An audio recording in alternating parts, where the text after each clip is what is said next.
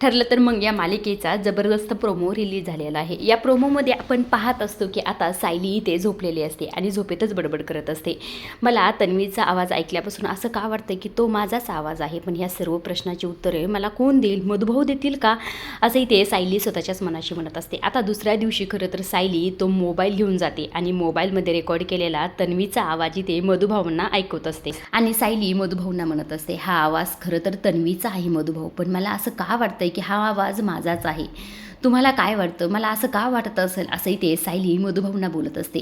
तितक्यात खरं तर इकडनं अर्जुन आणि त्याचबरोबर सुमन आलेले असतात बरं का।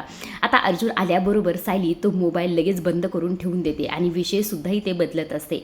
आता सुमन देखील आलेले असते, अर्जुनसुद्धा आलेला असतो। अर्जुन म्हणत असतो, बायको चला आता मी तुला सोडतो घरी, असं म्हटल्यानंतर आता सायली आणि त्याचबरोबर अर्जुन तिथून निघून जातात आणि थोड्या वेळाने खरं तर सुमनसुद्धा तिथून निघून जाते। आता मधुभाऊ एकटेच हॉस्पिटलमध्ये असतात, पण आता इथे आलेला असतो तो म्हणजे जो सायलीचा पाठलाग करतोय, कालच्या एपिसोडमध्ये आपण पाहिलेला आहे तो व्यक्ती आता मधुभाऊंच्या जीवावर उठलेला असतो। तो मधुभाऊंना मारण्यासाठी इथे हॉस्पिटलमध्ये आलेला असतो।